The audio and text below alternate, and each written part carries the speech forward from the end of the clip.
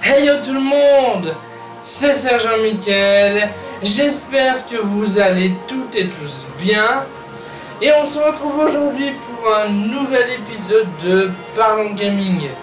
Alors lors du dernier épisode, je vous avais fait un épisode sur Pokémon Ranger de Nuit sur Almia.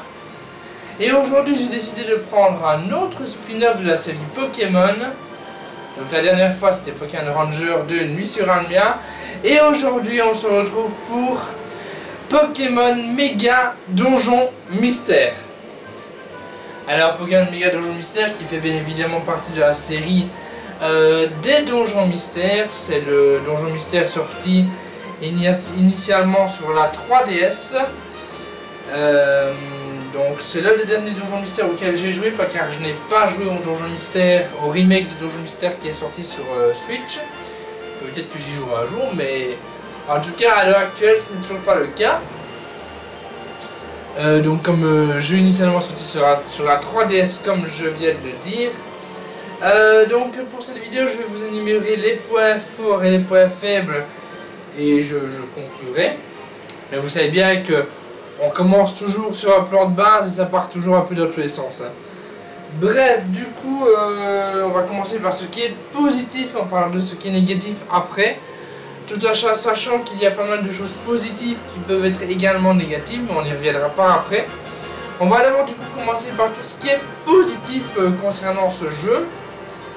Alors, le scénario de ce méga donjon mystère est vraiment très intéressant. C'est un scénario vraiment... je trouve que le scénario, pour une fois, il n'est pas trop simple, trop basique. Pour une fois, le scénario est assez étoffé. Il y a pas mal de choses qui se passent, pas mal d'intrigues, pas mal de rebondissements, de péripéties.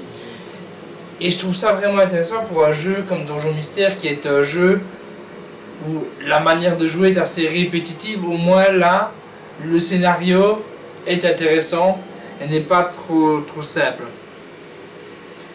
Le système de recrutement du jeu, car dans ce jeu, vous jouez dans différents donjons et vous pouvez recruter différents Pokémon pour partir explorer les donjons entre guillemets à la place de votre personnage que vous incarnez, donc du Pokémon que vous incarnez. Et le système de recrutement est vraiment... Je trouve qu'il est bien fait, il est plus inspiré que dans les jeux précédents. Et ça c'est intéressant.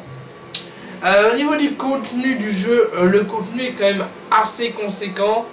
Je ne saurais pas vous dire combien d'heures il faut pour faire le jeu au total. Mais c'est un peu comme pour Pokémon Ranger. C'est-à-dire que vous avez les missions principales qui font avancer le scénario. Donc les missions de base, je bois un petit coup d'eau. Donc je disais, vous avez les missions principales qui font avancer le scénario, et l'histoire, etc. Mais vous avez aussi pas mal de quêtes annexes, c'est-à-dire des quêtes en plus que vous n'êtes pas obligé de faire pour faire avancer le jeu, mais que vous pouvez quand même faire, éventuellement, ça peut éventuellement vous faire gagner un peu de sous, éventuellement aussi vous faire obtenir certains objets. Elles ne sont pas obligatoires à faire, mais bon, vous pouvez les faire. Moi personnellement, généralement dans ce genre de jeu là, je fais les missions obligatoires pour faire avancer le scénario. Puis quand j'ai fini le scénario et l'histoire du jeu, généralement je fais ces quêtes annexes entre guillemets en post-game, histoire de pouvoir jouer encore un petit peu au jeu si j'ai fini l'aventure principale. Bref, du coup le contenu est conséquent étant donné que vous avez les missions principales et les quêtes annexes. Bon, par contre, c'est pas comme pour Donjon Mystère Nuit sur Almia, ce n'est pas comme Ranger Nuit sur Almia. Il n'y a pas encore d'autres quêtes annexes que vous pouvez télécharger. Là, tout est dans le jeu. Hein. Les missions principales et les quêtes annexes, tout est dedans. Même si éventuellement, on était quand même déjà à l'époque de la 3DS, donc un DLC n'était pas forcément une idée bizarre. Mais bon. Pour Pokémon, il a fallu attendre épée et bouclier pour qu'ils proposent des DLC. Même si certains n'appelleront pas ça réellement des DLC. Voilà, bref. Au niveau de la musique, au niveau de la bande son, la bande son est bonne. C'est une bonne son de... Enfin, elle est bonne. elle est de bonne qualité, on va dire. C'est des musiques pas mal et de bonne qualité. Alors, ça c'était pour les points forts. Maintenant, on va parler de ce qui est négatif. Alors, je vous ai dit que le scénario était intéressant. Certes, il est intéressant. Je mets à terre ce que j'ai dit. Mais ce qui est embêtant avec le scénario, c'est que l'introduction est longue, est très longue. Le scénario est intéressant, mais bon, le début, ça met beaucoup de temps à arriver. En fait, Pokémon, je trouve que plus on avance dans les jeux Pokémon, plus l'introduction est longue en fait. Je parle pas forcément pour les spin-offs, même pour les jeux principaux, à partir de Soleil et Lune, le scénario est devenu long au début. Ça met du temps à démarrer quoi. Et du coup, pour ce Pokémon Méga Donjon Mystère, c'est pareil, l'introduction est longue, l'introduction tire en longueur. On a au moins une bonne heure d'introduction, enfin j'exagère peut-être en disant une heure, mais c'est une façon de parler quoi, c'est-à-dire que voilà, on a envie de démarrer tout de suite, d'explorer les donjons et tout, mais non, le scénario tire en longueur au début, c'est beaucoup trop long. Il faudrait faire les choses un peu plus rapidement, c'est trop long au début. Quitte à avoir des petits morceaux de scénario toutes les 15 minutes, mais c'est trop long pour les débuts quoi. L'introduction est beaucoup trop longue. Alors moi aussi dans mes podcasts l'introduction est peut-être des fois longue. Mais voilà, c'est sur 10 minutes, là c'est pour un jeu, tu vois, t'as envie de jouer, t'as pas le temps de... Voilà. Pareil pour le système de recrutement que je vous ai dit qui était intéressant. Il est intéressant, mais le problème c'est les niveaux quoi. Les alliés qu'on peut recruter, ils ont des fois des niveaux beaucoup trop élevés. Vous avez peut-être votre Pokémon d'avatar qui est peut-être au niveau 20 et vous allez pouvoir recruter un Dratak au niveau 65. Ça n'a aucun sens. Bon, bien évidemment, chose qu'il faut quand même noter, c'est que même s'il y a des alliés qui ont des niveaux complètement pétés, vous ne pourrez pas les utiliser à chaque fois. Il faudra un temps avant de pouvoir les réutiliser, c'est-à-dire que, imaginons vous avez un Dracofeu que vous recrutez qui est au niveau 50. Alors vous allez l'utiliser bien évidemment dans votre groupe de Pokémon qui partiront dans les donjons, mais vous ne pouvez pas l'utiliser à la suite. Vous ne pouvez pas l'utiliser directement pour le donjon suivant, non, il faudra attendre quelques donjons après pour éventuellement pouvoir utiliser ce Pokémon là. Et pareil pour les autres Pokémon qui ont un niveau exagéré. Histoire que le jeu ne soit pas non plus trop facile, parce que forcément vous partez avec 3 Pokémon qui ont des niveaux ultra pétés, vous roulez sur le donjon et le donjon est directement fini. Donc c'est négatif le fait que les alliés aient un niveau trop pété, mais ils ont pallié à ça en faisant en sorte qu'on ne puisse pas l'utiliser continuellement en fait. Et donc c'est un point négatif mais positif en même temps, enfin on comprend pas trop. Par contre, un autre point négatif, j'en ai un petit peu parlé aussi, c'est un jeu répétitif. C'est un jeu où c'est toujours la même chose, il faut aller dans des donjons, vaincre les Pokémon des donjons, récupérer les objets, sauver un Pokémon ou arriver au bout du donjon, bref, c'est toujours la même chose.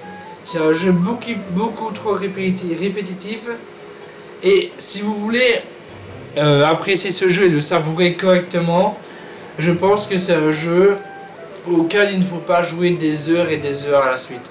C'est un jeu que vous pouvez vous dire de jouer, je sais pas, une demi-heure, une heure, mais pas plus, parce que après ça va lasser parce que c'est trop répétitif. C'est un jeu qui se savoure avec sagesse, on va dire, au compte-gouttes quoi.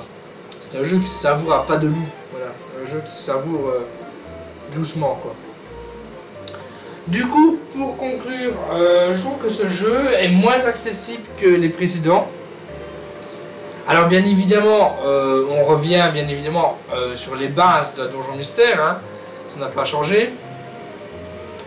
Au plus proche de ses origines. D'ailleurs, dans ce jeu, Le système de nourriture est de retour, donc on doit manger des pommes. Si je dis pas de bêtises, il me semble que ça avait été enlevé dans Pokémon Donjon Mystère, les Portes de l'Infini. Bref, les pommes sont revenues, donc bien évidemment il faut à nouveau pouvoir gérer la faim de son ou ses Pokémon. Donc voilà. Donc après, qu'on aime ou qu'on n'aime pas, pour les fans de la série, ça leur parle, les pommes et les grosses pommes d'ailleurs. Malheureusement, comme je vous l'ai dit, ce qui est négatif dans ce jeu, c'est l'introduction qui est beaucoup trop longue, beaucoup trop abusif, c'est beaucoup trop lent, ça traîne en longueur. Et du coup, c'est... comment dire, ça nique un peu le début du jeu en fait, c'est-à-dire qu'on a envie de démarrer assez vite, et on se tape une introduction qui dure et qui dure et qui dure et qui dure et qui dure. Du coup, ça nique un peu le début du scénario, quoi, en fait, de l'aventure. Alors après, je dis que c'est long, mais... je dis que l'introduction est longue, mais l'introduction est longue, peut-être, mais elle n'est pas sans intérêt. Et bien évidemment, elle est intéressante, il y a des choses intéressantes, il y a des choses qui se passent, ça permet de comprendre l'histoire, etc. C'est vraiment intéressant, mais c'est un peu long. Mais c'est utile, hein, mais c'est long. Après, bien évidemment, bien évidemment, après, à chaque phase de scénario ne seront pas forcément aussi longues que l'introduction. Mais bon, il faut comprendre l'introduction, enfin, il faut regarder l'introduction et la comprendre pour pouvoir apprécier le jeu et apprécier toute la durée de son scénario en fait. Donc c'est long, mais ça reste utile. Hein. Même si bon, il y a certains moments de scénario qui sont, disons, d'une construction un peu bancale à certains moments. Hein. La difficulté du jeu, c'est une difficulté, disons, artificielle. C'est-à-dire que le jeu n'est pas vraiment très dur. Bon, surtout si vous prenez des Pokémon pétés. Mais même avec vos Pokémon de base, la difficulté n'est pas vraiment... c'est pas un jeu que j'ai eu du mal de finir concrètement, c'est pas un jeu dur. Peut-être les Pokémon légendaires en post-game étaient légèrement plus compliqués. Mais sinon, l'aventure principale en tant que telle n'est pas vraiment très dure. Hein. On va se l'avouer. Enfin, à partir du moment où on a vraiment... pour ceux qui n'ont jamais joué à Pokémon Donjon Mystère, une fois qu'on a compris un petit peu comment ça marche, comment ça se joue, on ne va pas trouver le jeu très compliqué. Donc voilà. Mais ah bon, après, comme je vous l'ai dit, c'est un jeu avec un contenu très intéressant et le jeu dure longtemps, donc même si le jeu n'est pas dur, bah, au moins le jeu est dur quoi. Donc, enfin, je sais pas si c'est un argument de vente, mais disons que oui, le jeu est quand même, le jeu est complet quoi, le jeu est vraiment complet. Après, c'est pas forcément un jeu très stratégique, même si vous avez les attaques en combiné qui peuvent être une genre de stratégie, mais c'est pas vraiment un jeu strat quoi. Je veux dire, bon, bien évidemment, si vous utilisez une attaque feu sur un Pokémon insecte, bien évidemment, ce sera efficace, mais c'est pas forcément un jeu très stratégique comme un Pokémon classique par exemple. C'est surtout un petit jeu sympa quoi. Un petit jeu sympa. Voilà. Mais bon voilà, c'est comme je vous ai dit, pour les fans de Pokémon, pas de Pokémon, je me sers les fans de Pokémon, c'est pas forcément ce jeu-là qu'il faut leur conseiller en premier. C'est un jeu sympa, mais disons que voilà, c'est pas le meilleur jeu de la Terre non plus quoi. Mais pour les gens qui n'aiment pas se prendre la tête et les gens qui aiment les jeux pas très compliqués, je pense que ce jeu est clairement un atout pour ces gens-là. Bref, donc ce jeu a pas mal de qualités et pas mal de défauts, mais je pense que ceux qui aiment bien les RPG dans des donjons et tout ça, je pense que ces gens-là pardonneront ces quelques défauts à ce méga donjon mystère. Et les fans de la série des donjons mystères, eux, on ne sait pas trop s'ils vont adhérer au jeu, ça dépendra du degré d'affinité de chaque personne. Parce que les fans de Donjon Mystère, Comme celui-là est un peu différent des précédents, un petit peu, pas des trucs fous non plus, mais il y a certains défauts. Et du coup, les fans de Donjons Mystères jugeront si ce jeu vaut la peine ou pas. En lisant par exemple, en regardant peut-être ma vidéo, ou en regardant des let's play, etc. Ou en lisant les avis des gens qui ont joué au jeu. Du coup, ce jeu-là peut être apprécié, mais pas forcément par tous les fans des Donjons Mystères précédents. Du coup. Néanmoins, moi je l'ai apprécié, sinon je ne vous en aurais pas parlé tout simplement. Donc c'est tout pour cet épisode de Parlons Gaming. Je ne sais pas combien de temps il dure. Je ne saurais pas vous dire, j'ai pas regardé quand j'avais démarré. Mais ouais, je sais pas, peut-être 20 minutes, je ne sais pas, quelque chose comme ça. Bref, merci à tous ceux qui ont regardé du coup cette vidéo jusqu'au bout.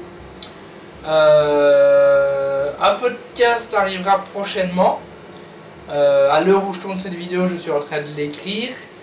Mais je ne sais pas si je l'aurai tourné et publié d'ici à ce que vous voyez cette vidéo. Je pense que normalement, à l'heure où vous voyez cette vidéo, à l'heure où cette vidéo est sortie, normalement le podcast n'est pas encore prêt. Donc, je vous annonce qu'un podcast arrivera prochainement. Donc voilà, j'espère que vous êtes contents. Et du coup, merci à tous d'avoir regardé cette vidéo. Si elle vous a plu, comme d'habitude, n'hésitez pas à lâcher un pouce bleu. N'hésitez pas à vous abonner si ce n'est pas déjà fait. N'hésitez pas à lâcher un commentaire. Et n'hésitez pas à partager la vidéo si celle-ci vous a plu. Bref, quoi qu'il en soit, je vous dis à la prochaine. Je vous fais des bisous. Et bye tout le monde!